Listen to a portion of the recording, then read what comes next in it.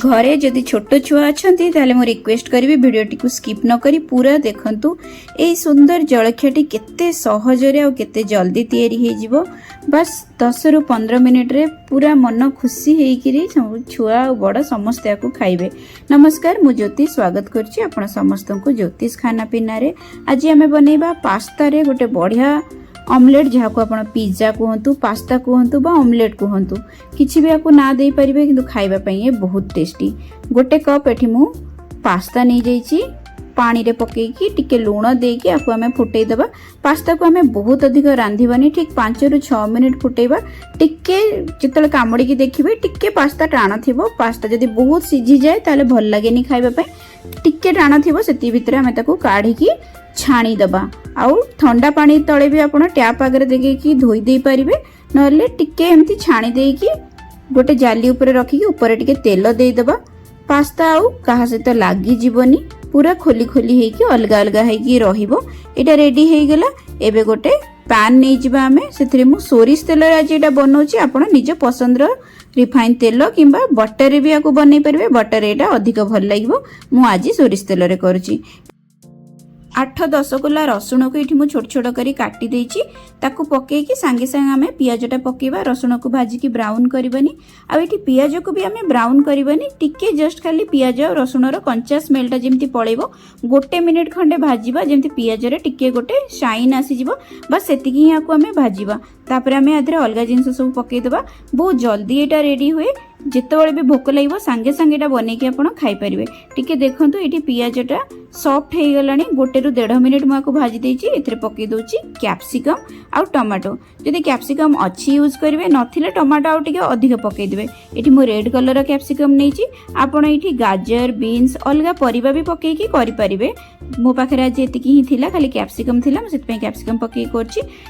एठी कोनोसी परिबा को रांधिकी हमकु नरम करिवार नाही, सांगे सांगे पकेकी ही मु ता ऊपर पकई दिली रेड कैप्सिकम टा। एडा नथिले आपण गाजर भी यूज करि परिबे। तापरे दोउछि थ्री सॉस, 2 बड़ चम्मच दे दिले टमाटो सॉस आ 2 बड़ चम्मच दे दोउछि पास्ता पिज्जा रो सॉस। एटा जदी नाही आपण टमाटो सॉस रो क्वांटिटी आ टिके अधिक बढ़ाई दियंतु। टिके मेयोनीज भी आपण एठी पकई परिबे जदी अछि। टमाटो सॉस रो रेसिपी भी मु एथिरे शेयर करछि, आपण ताकू भी चेक करि परिबे।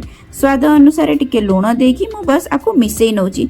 किछि भी रांधी की आकू नरम बेसी करिबिनी, जस्ट टिके खाली गोले की मिसेई देला परे सिझेई की रखितबा पास्ता को हम एठी पकेबा।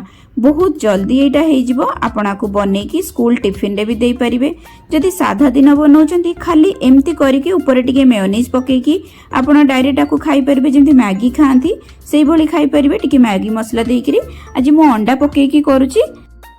5टा रु 6टा अंडा एठी नै जाउची। ए क्वांटिटीटा 2 रु 3 जण लोक खाई परिबे। से हिसाब रे मु बनौची। आपनकर रिक्वायरमेंट हिसाब रे आपण क्वांटिटी अधिक किंबा कम करि परिबे। 5टा अंडा को मेटी भांगी देली। एथिरे पकई देबा धनिया पत्र, अध छोट चमच में एथिरे पकोची गोलमरिच गुंड, बहुत भलो बास्ना दबो गोलमरिचटा। आउ स्वाद अनुसार लूण देकी आको गोळेई नबा, जेमती हमें अंडा आमलेट पई करंती। अंडा आपको गोटे बाइंड दबो, माने बांधिकी रखिबो। आपण आपको काटिकी पीस पीस करी छुआ को हाथ रे धरई परिबे खाइबा पे। छुआ आराम से खाइबे। बहुत ही हेल्दी एटा, केना एथरे परिबा आ अंडा पकी के हमें करूचे मैगी, बिस्किट, केक ए सब उठारू ये बहुत अधिक हेल्दी। छुआ को मन पसंद रो एठी मु पकई दोची चीज। प्रोसेस चीज ही नैची। आपण पाखरे मोजरेला चीज बा जोड़ा पिज्जा रो चीज थाए सेटा भी पकई परिबे, नहले एटा भी पकई परिबे। जदि चीज नाही आपण छाड़ी भी परिबे। चीज किसी कंपलसरी नाही। आउ टिके अधिक टेस्ट को बढ़ेबो। छुआ को चीज बहुत पसंद आस्ते, सेत पे मु चीज पकई की करची। 2टा क्यूब चीज एठी पकई देची। एम्ति ग्रेट करके ऊपर पकई दबा। स्लाइस वाला चीज जदि अछि आपण 2टा कि 3टा स्लाइस चीज ऊपर पकई परिबे। अल्प टिके चिली फ्लेक्स पकोची। छुआ को पई जदि करचंदी कम पकेबे। को हमें घोड़े की 4 रु 5 मिनिट जाए लो फ्लेम रे छाड़ी दबा। लो फ्लेम रे खाली चीज जेमती टिके मेल्ट हेई आसीबो। बाकी सब जिंस रांधी ही जाइथिला।